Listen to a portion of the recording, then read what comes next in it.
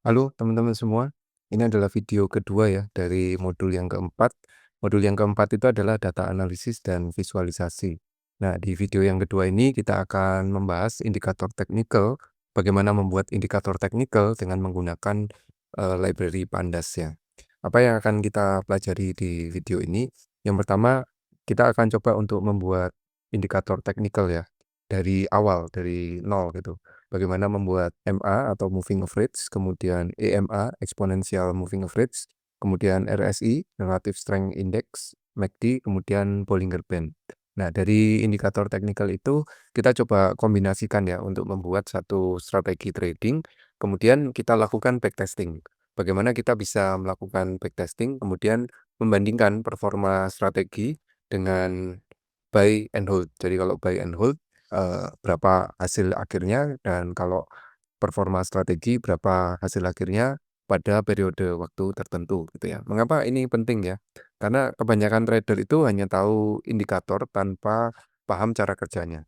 Nah, kalau kita bisa implement sendiri gitu ya, satu indikator, kita paham bagaimana cara kerjanya, kita bisa custom ya indikator sesuai dengan strategi kita, atau kombinasi multiple indikator untuk kita buat strategi sendiri gitu ya. Nah, kita bicara tentang teori sekilas gitu ya. Technical indicator itu adalah perhitungan matematis, perhitungan matematika berdasarkan price, volume, atau kombinasi keduanya. Nah, setidaknya ada 3 jenis indikator ya. Yang pertama trend indikator. Trend indikator ini untuk menentukan tren, untuk menentukan arah gitu ya. Apakah pasar saat ini sedang bullish atau sedang bearish, apakah sedang menuju utara atau sedang menuju selatan ya. Nah, ada dua jenis. Setidaknya ada 2 jenis untuk trend indikator ini, yaitu moving average dan MACD. Kemudian yang kedua tentang momentum indikator ya. Mengetahui arah saja itu belum cukup gitu ya. Kita perlu tahu seberapa ngebut ya, seberapa ngebut, apakah mesin ini sedang kepanasan atau belum gitu ya. Apakah pasar sedang panas atau sudah cool down gitu ya. Nah, itu bisa kita ukur dengan menggunakan indikator RSI atau Relative Strength Index dan stokastik. Kemudian yang ketiga volatility ya. Volatility itu untuk melihat seberapa bumpy gitu ya, kalau ini jalan seberapa jalannya itu seberapa seberapa besar gitu ya. Nah, itu kita bisa menggunakan Bollinger Band atau menggunakan ATR atau average true range gitu. Mari kita lihat satu persatu ya, bagaimana kita melakukan perhitungan indikator sebelum kita praktek untuk coding untuk membuat indikator ini. Yang pertama moving average ya, ada 2 macam, simple moving average dan exponential moving average. Kalau simple moving average tinggal rata-rata dari harga dari periode tertentu gitu ya. Formulanya juga di-sum untuk semua close price-nya, kalau ini daily ya, kemudian dibagi dengan N atau kita mau periode berapa menghitung average-nya gitu. Bedanya dengan exponential moving average. Exponential moving average ini juga rata-rata. Tapi yang diberikan bobot lebih banyak yaitu pada recent price atau harga terakhir gitu ya. Dengan kita memberikan bobot lebih pada recent price, maka exponential moving average ini bisa untuk mengukur atau cocok ya untuk fast moving markets atau pasar yang gerakan gerakan harganya itu cepat gitu ya. Eee, Periode yang umum digunakan pada moving average ini adalah 20 MA, kemudian 50 MA untuk medium term gitu ya, dan 200 MA untuk long term gitu. Nah, umumnya ada yang dijadikan patokan gitu ya, yaitu golden cross, itu ketika 50 MA itu crossing di 200 MA. Ini sebagai penanda bahwa pasar sedang bullish gitu. Demikian juga atau yang biasa disebut sebagai dead cross ya, ketika 50 MA itu crossing atau melewati 20 MA, itu yang disebut sebagai dead cross atau pasar saat itu sedang bearish gitu. Nah, umumnya ketika harga ada di atas MA itu harga sedang uptrend, dan ketika harga di bawah MA itu pasar atau harga sedang downtrend gitu. Untuk RSI ya, Relative Strength Index. Relative Strength Index ini mengukur seberapa cepat, seberapa kuat harga bergerak ya. Range-nya antara 0 sampai dengan 100. Formulanya adalah seperti ini ya. Yang perlu kita lihat di sini adalah average gain dibagi dengan average loss. Ini adalah indikator utamanya gitu. Average gain itu artinya dalam periode tertentu berapa rata-rata gain-nya, dan average loss itu dalam periode tertentu berapa loss-nya gitu. Kita nggak bicara tentang profit and loss ya, tapi kita bicara tentang kenaikan dan penurunan harga gitu. Misalkan hari ini harga 100 gitu ya, kemudian besoknya harga 110, maka itu artinya ada gain 10% atau ada gain 0,1. Nah, itulah yang akan dirata-rata dalam satu periode tertentu. Default periodnya adalah 14, kemudian average gain dibagi dengan average loss itu diskalakan menjadi 0 sampai dengan 100, dan interpretasinya kita bisa lihat bahwa kalau di atas 70 itu potensial sell atau saat itu pasar sedang overbought. Dan ketika di bawah 30 itu oversold atau potensial buy, dan ketika kisaran 50 itu adalah netral gitu ya. Nah, kemudian ada indikator MACD ya. MACD itu kepanjangan dari Moving Average Convergence Divergence. Di sini ada 3 komponen ya. Komponen yang pertama garis merah, garis biru, dan grafik batang gitu ya. MACD line EMA 12 kurangi EMA 26 itu diwakili oleh garis biru, kemudian signal line-nya diwakili oleh garis merah, dan histogramnya diwakili oleh ini ya, bentuk grafik batang hijau atau merah. Hijau itu adalah pengurangan ketika MACD line dikurangi dengan signal line positif, maka akan diwakili oleh hijau, dan sebaliknya ketika MACD line dikurangi dengan signal line negatif akan diwakili oleh garis merah. Nah, konsep dasarnya dari MACD ini adalah beda pendapat harga. Ya, bayangkan MACD ini sebagai alat untuk membandingkan apa yang terjadi saat ini, yaitu jangka pendek, dengan apa yang biasanya terjadi, yaitu jangka panjang.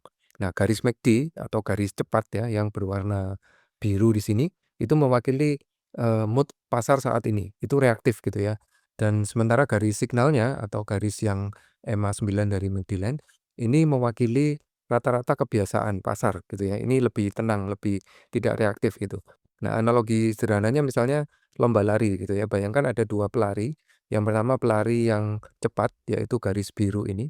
Kemudian pelari yang stabil ya, yaitu garis yang merah gitu. Maka cara membacanya adalah ketika sinyal beli itu terjadi atau disebut sebagai golden cross, ketika si pelari cepat ini menyalip si stabil ya, menyalip ke si stabil dari belakang gitu ya, tahu-tahu disalip dan garis birunya tiba-tiba ada di atasnya gitu. Itu sinyal untuk beli gitu. Sementara sinyal jual atau dead cross itu ketika si pelari cepatnya itu tiba-tiba disalip oleh si stabil atau si pelari yang lebih stabil garis merah ini gitu. Jadi momentum naiknya sudah habis sehingga harga mulai turun. Sementara histogram di sini itu menunjukkan pedal gasnya gitu ya. Grafik batangnya ini menunjukkan jarak antara kedua pelari tersebut. Jadi kalau grafik batangnya itu memanjang, berarti jarak kedua pelari itu jauh gitu, trennya sangat kuat. Sementara kalau batangnya itu memendek gitu, artinya jarak kedua pelari semakin dekat dan dikatakan tren itu mulai melemah begitu ya. Jadi dalam satu kalimat ringkasannya mungkin MACD itu memberitahu kita gitu ya, kapan tren baru dimulai, yaitu ketika saat garis baru crossing dan seberapa kuat tren tersebut gitu ya, lewat tinggi atau rendahnya histogram gitu. Nah, indikator berikutnya adalah Bollinger Band ya. Bollinger Band ini punya 3 namanya band ya, punya 3 band gitu ya. Band yang pertama adalah middle band yang disebut sebagai yang ada di tengah gitu ya. Ini merupakan simple moving average 20. Sementara band yang di atasnya adalah simple moving average 20 ditambah dengan 2 kali standar deviasinya gitu.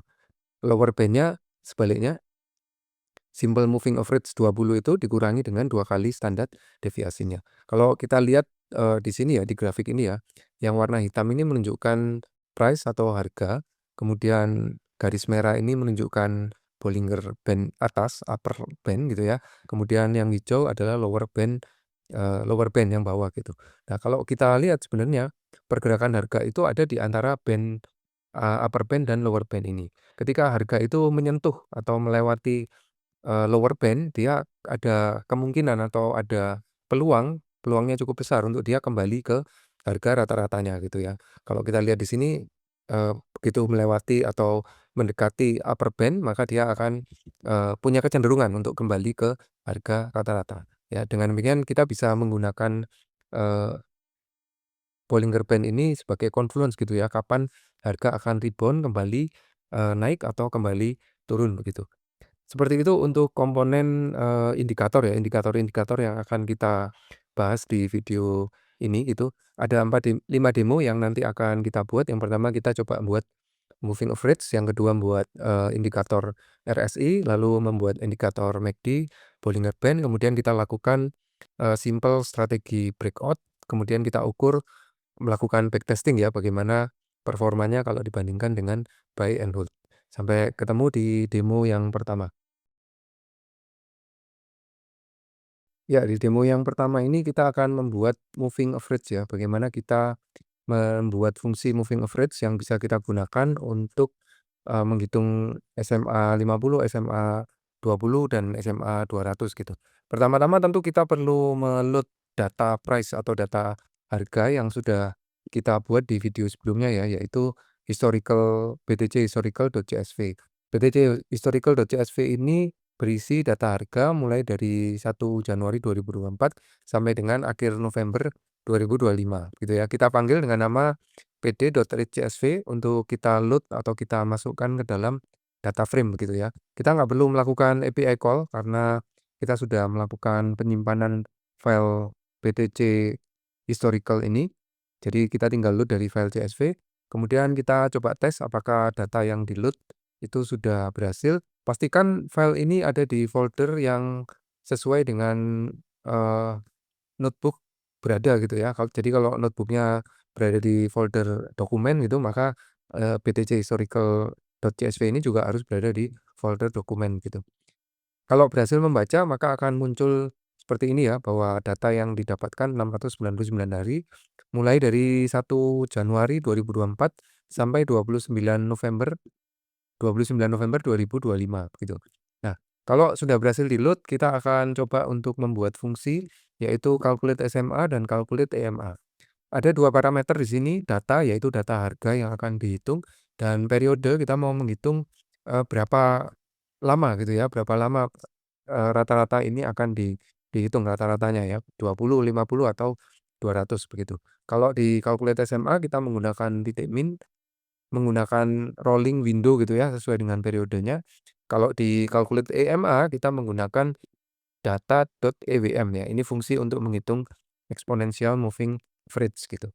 Nah, kalau sudah kita definisikan fungsinya, kita bisa menghitung moving average gitu ya, dengan langsung memanggil fungsinya calculate SMA dengan harga closing-nya ya, diikuti harga closing-nya sebagai parameternya, kemudian koma 20 adalah periodenya. Kita menghitung SMA 20, menambahkan kolom ya, SMA 50 dan SMA 200. Kemudian EMA 12 dan EMA 26 yang nanti akan kita gunakan dalam perhitungan MACD begitu.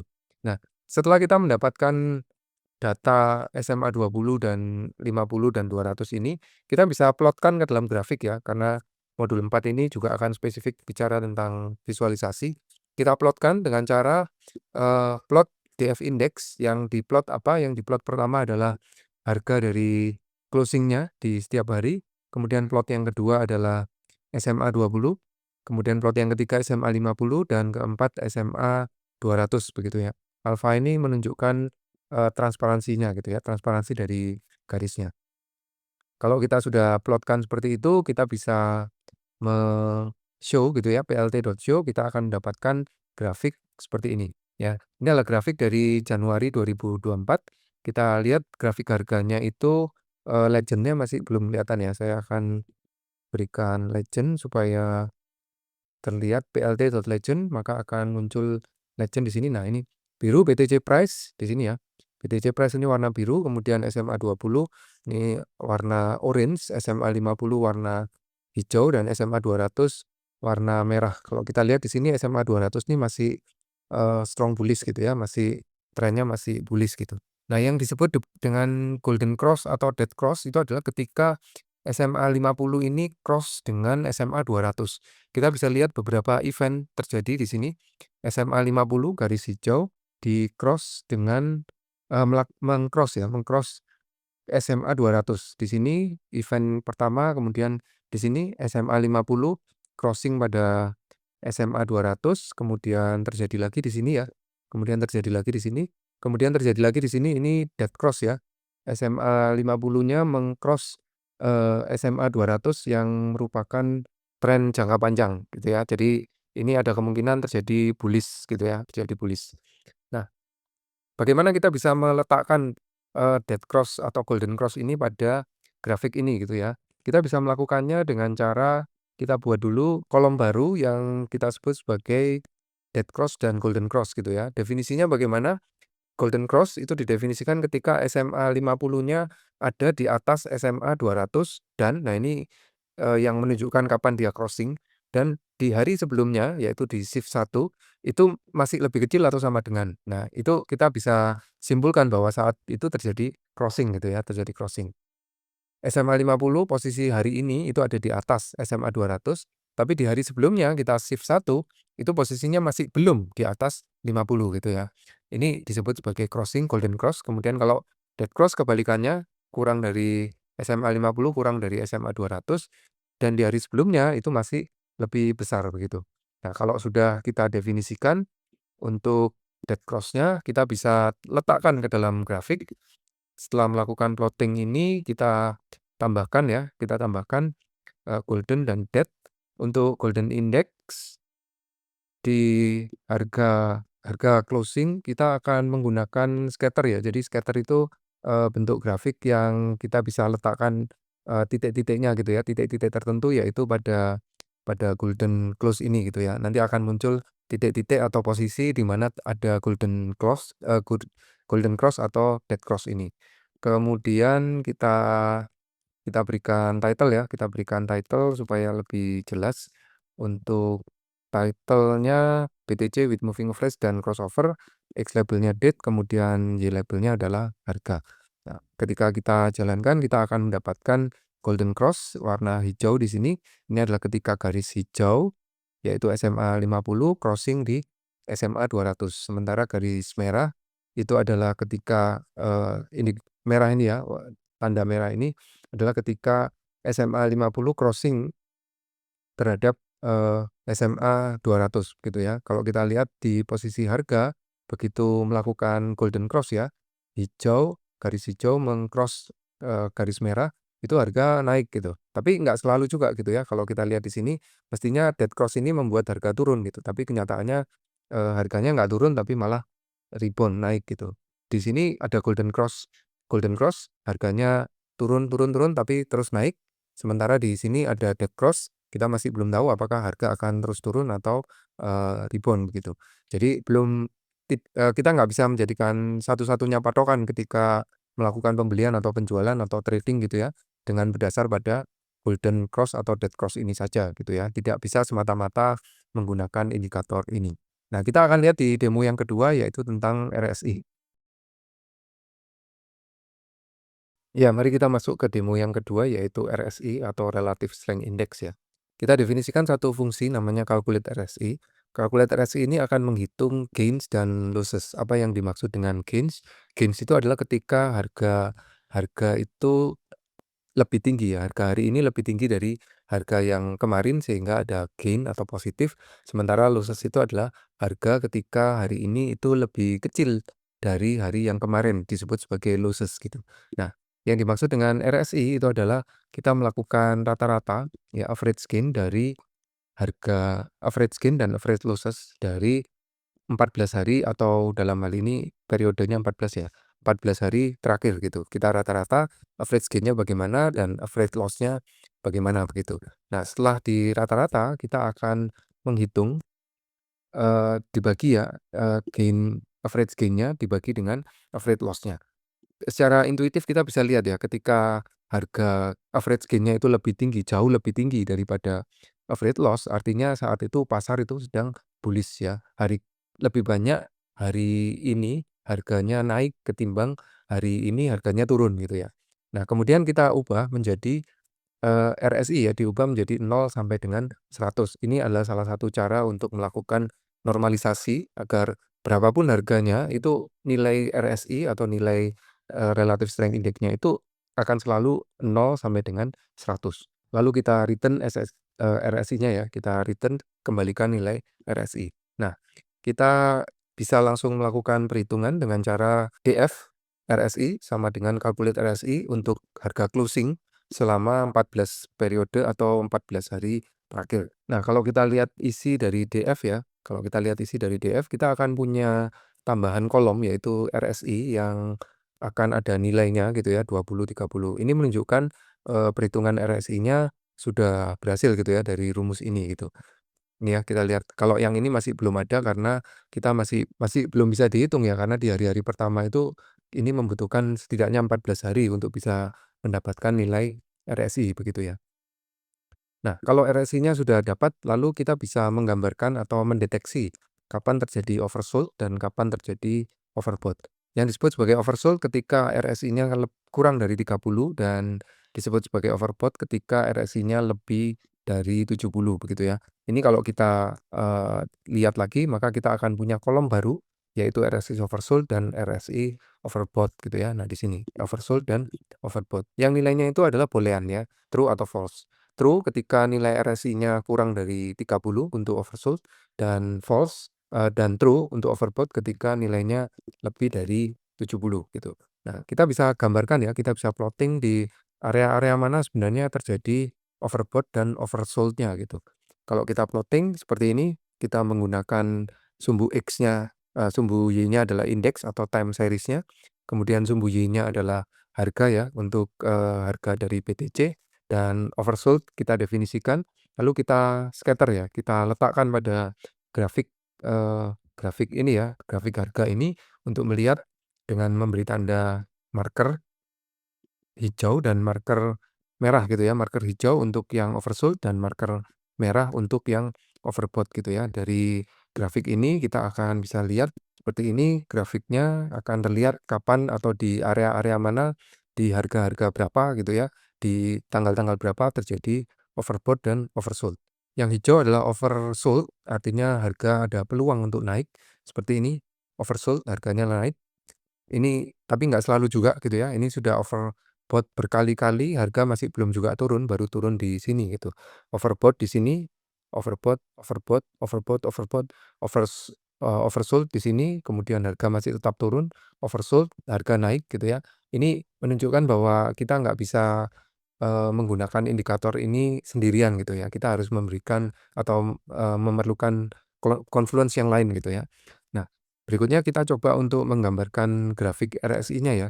Grafik RSI-nya ini kita lihat di sini kita menggambar 2 subplot ya. Jadi yang pertama adalah harga, kemudian yang grafik berikutnya kita menggambarkan, RSI yaitu dengan menggunakan horizontal line dan grafik RSI untuk melihat overbought dan oversold-nya ada di area mana gitu ya. Nah, seperti ini ya. Ini grafik nilai RSI ada di 0 sampai dengan 100, garis merah menunjukkan overbought dan garis hijau menunjukkan oversold ya. Nah, demikian untuk pembuatan indikator RSI ya, Relative Strength Index. Kita masuk ke demo yang ketiga yaitu MACD. Ya, lanjut ke demo yang ketiga ya, yaitu MACD. Untuk mendefinisikan fungsi MACD ya, kita buat satu fungsi namanya calculate MACD. Kemudian ada 4 parameter di sini ya, ada data, ada fast, ada slow, dan ada signal. Kemudian untuk data ya, untuk data itu adalah harga closing pada hari daily gitu ya. Kita menggunakan data daily sehingga data di sini adalah semua data closing pada periode tertentu. Nah, untuk menghitung EMA, kita menggunakan EMA fast dan EMA slow, yaitu di sini kita definisikan 12 dan 26, fastnya 12 dan slow-nya adalah 26. MACD line-nya adalah EMA fast dikurangi dengan EMA slow. Kemudian signal line-nya adalah MACD line di rata-rata sesuai dengan 9 periode gitu ya. Kita menggunakan default 9 periode, kemudian terakhir histogram adalah MACD line dikurangi signal line. Kita kembalikan return MACD line, signal line, dan histogram. Di sini return-nya ada 3, bukan hanya satu seperti yang lain ya. Di sini ada 3 MACD, signal, dan histogram gitu. Nah, kalau fungsinya sudah jadi, kita bisa calculate ya, kita bisa hitung kita definisikan atau kita menambah 3 kolom baru, MACD, MACD signal, dan MACD histogram. Kita langsung menggunakan calculate MACD gitu ya.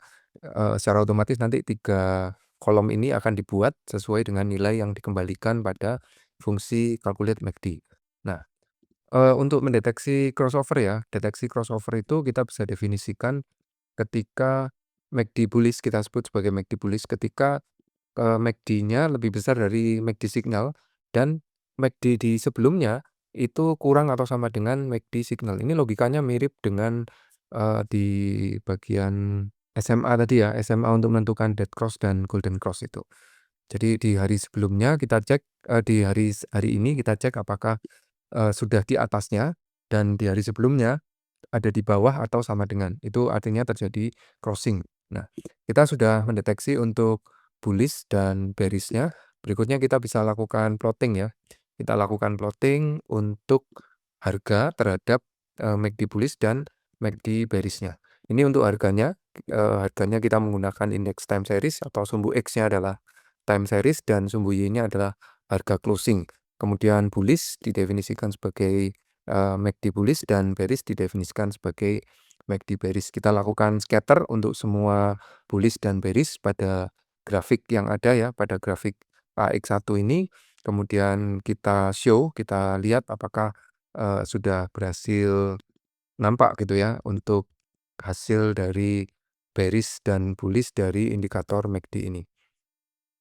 Ya, ini adalah MACD bullish cross terjadi di sini ya, ditandai dengan marker hijau dan MACD bearish ditandai dengan marker merah gitu ya. Lalu kalau kita ingin melihat grafik MACD-nya sendiri ya, kita bisa tambahkan, pada grafik yang kedua yaitu AX2 ya.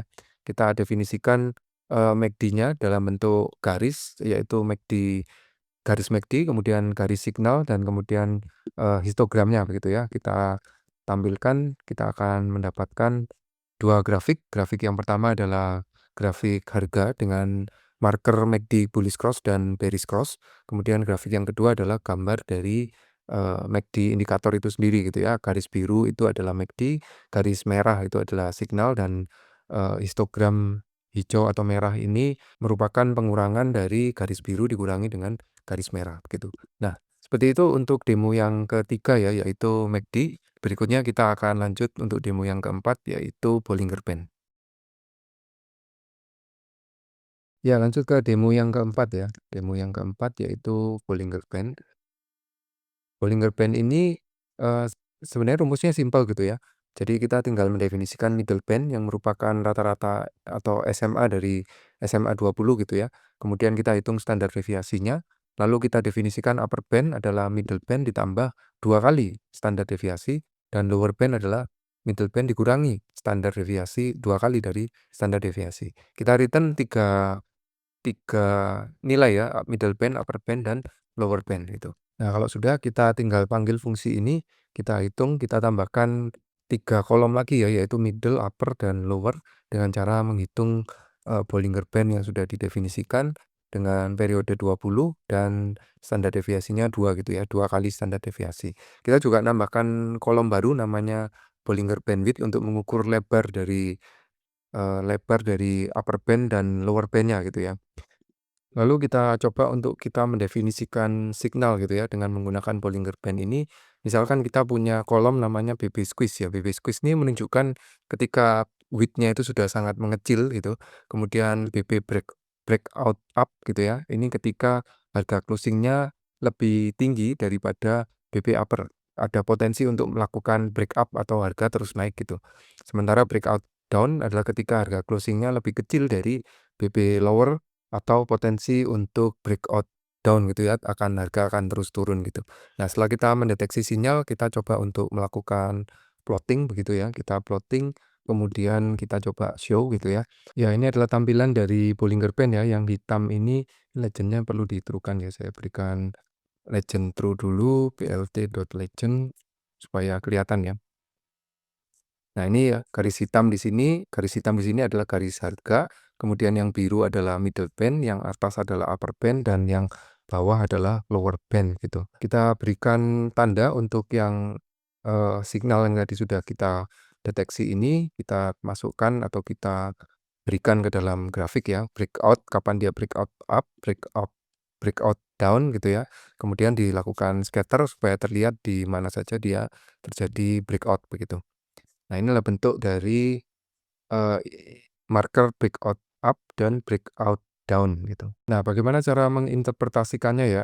Menginterpretasikannya itu kita bisa melihat apakah, kita akan menggunakan strategi untuk mean reversal, yaitu ketika harga itu sudah ada di area upper band gitu ya, maka ada kemungkinan dia akan turun atau dia malah breakout gitu ya. Nah, di strategi ini kita menggunakan yang breakout gitu. Breakout itu artinya ketika sudah ada marker merah seperti ini, harga sudah ada di atas upper band dan punya kecenderungan atau potensi untuk terus terus naik gitu. Seperti ini harga akan terus naik, ini breakout lagi, harga naik, breakout lagi, harga naik, dan seterusnya.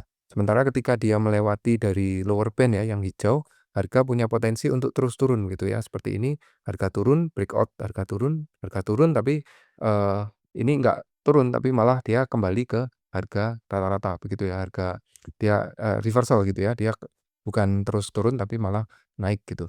Nah, ini adalah contoh bagaimana kita menggunakan Bollinger Band ya, untuk kita bisa mengidentifikasi terjadinya breakout up atau breakout down gitu ya. Nah, di bagian berikutnya kita akan menerapkan, strategi trading gitu ya. Kita punya rule tertentu, kemudian kita coba untuk melakukan backtesting dari 1 Januari 2024 sampai dengan data terakhir yaitu November 2025.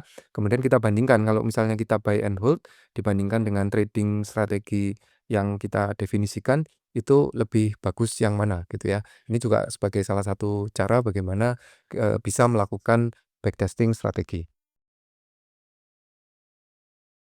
Nah, mari kita masuk ke demo yang kelima ya, yaitu kita coba untuk melakukan backtesting dari satu strategi yang kita punyai.